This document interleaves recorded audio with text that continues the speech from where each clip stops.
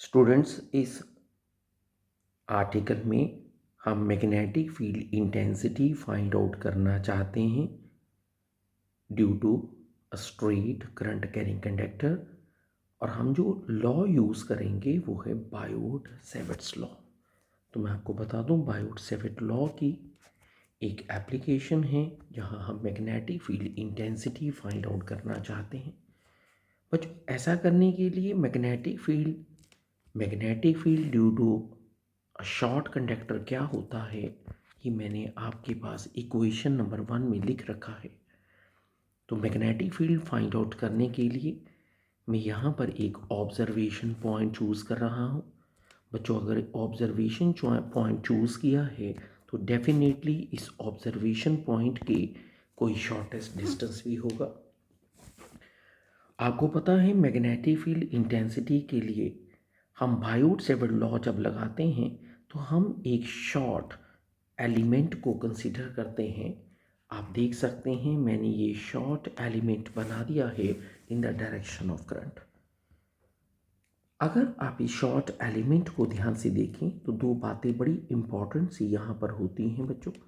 एक, आपने ये जो शॉर्ट एलिमेंट यहाँ पर बनाया है, इस शॉर्ट एलिमेंट का ऑब्जर्वेशन डिस्टेंस के साथ जो आपके पास एंगल है, मैं इसे थीटा लिखने लगा हूँ।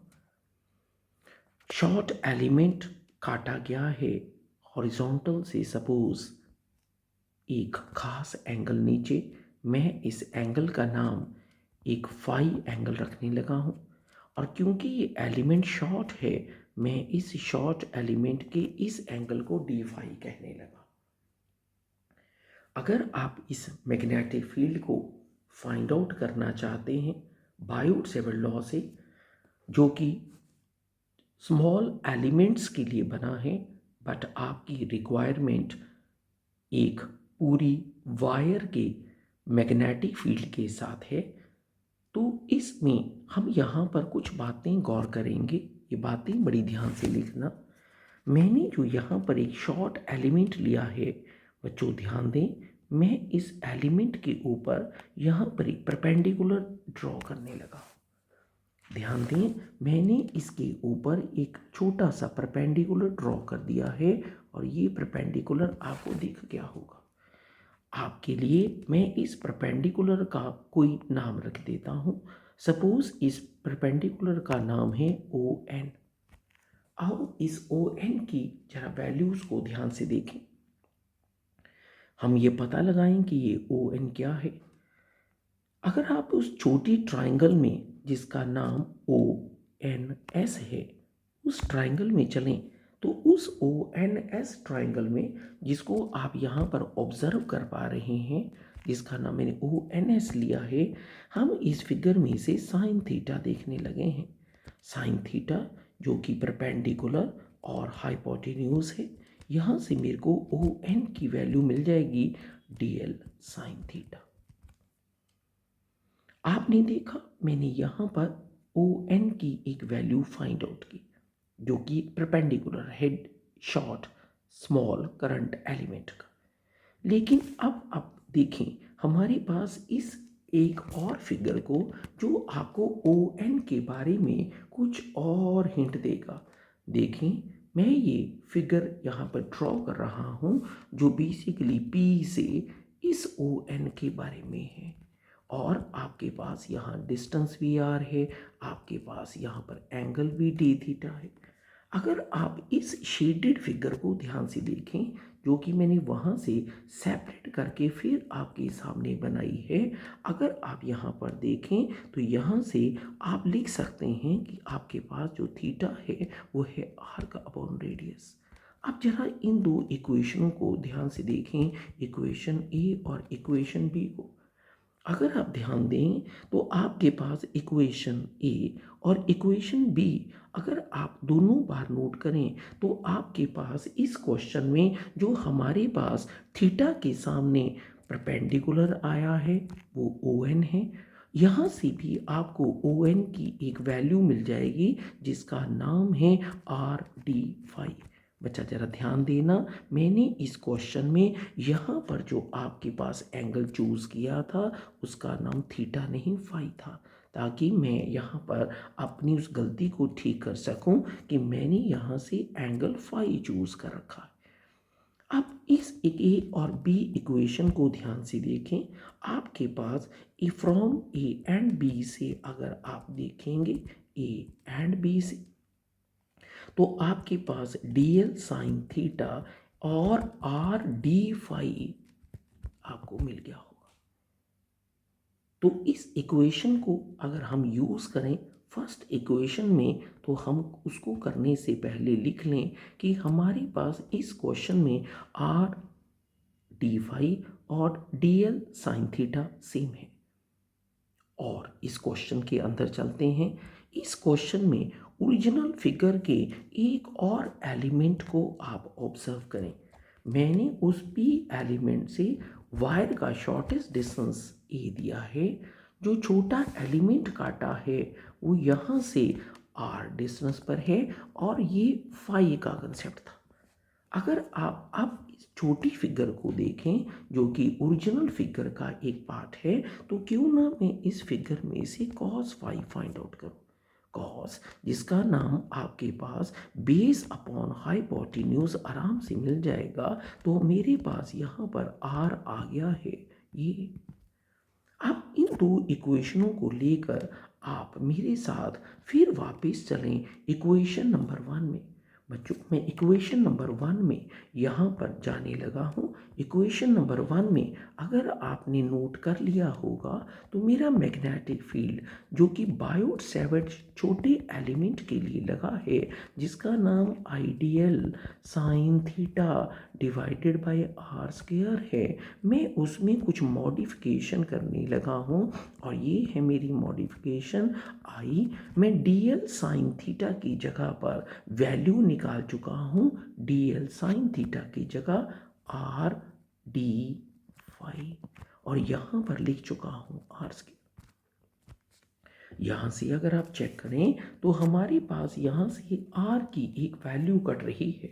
हमारा मैग्नेटिक फील्ड का ये फार्मूला जिसका नाम mu naught divided by 4 pi I D phi divided by R रह गया है।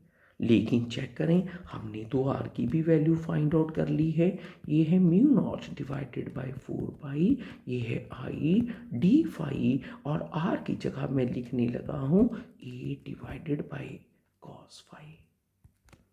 आपका मॉडिफाई हो गया है मैग्नेटिक फील्ड का formula for a current element mu naught by 4 pi I divided by A. बच्चों भूल मत जाना, यहाँ पर ए आपका अपनी वायर से शॉर्टेस्ट डिस्टेंस है। अपना सारा कंसेप्ट इसको करते हुए, क्योंकि हमें मैग्नेटिक फील्ड फुल वायर का चाहिए, अपनी इस क्वेश्चन को फाइनली देखें कि आपने अपने ओरिजिनल आर्टिकल में मैग्नेटिक फील्ड तो सारी वायर का निकालना था, और आप देख सकते हैं सारी वायर को कवर करने के लिए आपके पास ये जो फाई हैं आप उनकी लिमिट देंगे कि ये लिमिट फाई 1 से फाई 2 की है to calculate about the full wire.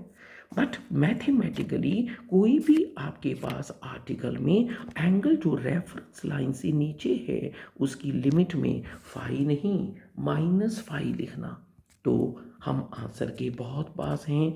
आपने शॉर्टेस्ट डिस्टेंस वायर से ए लिया है और आप आंसर के बहुत पास हैं।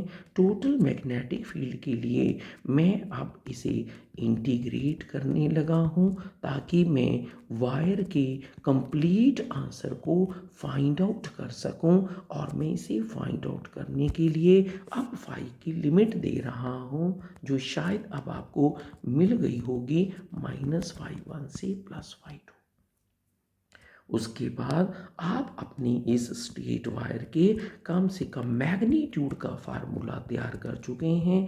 कॉस की integration you know it very well, और उसके बाद आप यहाँ पर लिमिट का यूज़ कर सकते हैं। जब आप ये फाइनल फार्मूला निकालें तो आपको बता दूं ये है बायोट सेवर्ट लॉ का वो कंसेप्ट जिसमें हम लगाते हैं sine phi2 minus of sine minus phi1, ये है ड्यू टू स्ट्रेट वायर। अगर आप मैं इस आंसर को थोड़ा फाइनलाइज करना चाहते हैं तो एक डिफाइंड कंडक्टर जो कि एक स्ट्रेट कंडक्टर है, आपका ये फार्मूला इस कहानी में यहाँ पर आपको एक कंप्लीट स्टोरी सुना देगा। याद रखें मैग्नेटिक फील्ड के लिए ये मैग्नीट्यूड आ गया है।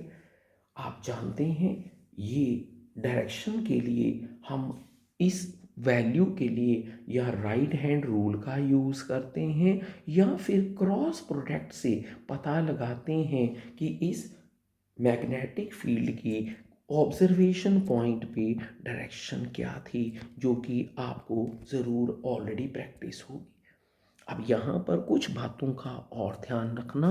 अगर आपके पास इस क्वेश्चन में ये बात कही जा रही है कि आप एक जगह पर ऑब्जर्वेशन कर रहे हैं लेकिन आपकी ये वायर इनफाइनाइट है, तो ट्राई टू अंडरस्टैंड। इनफाइनाइट की बात करते हुए आपको यहाँ पर पता लग जाएगा कि आपकी वायर जब इनफाइनाइट की तरफ बढ़ेगी तो आपके ये जो एंगल आपने लिमिट में लिए हैं वो मैं लिख देता हूँ, फॉर इनफाइनाइट कंडक्टर।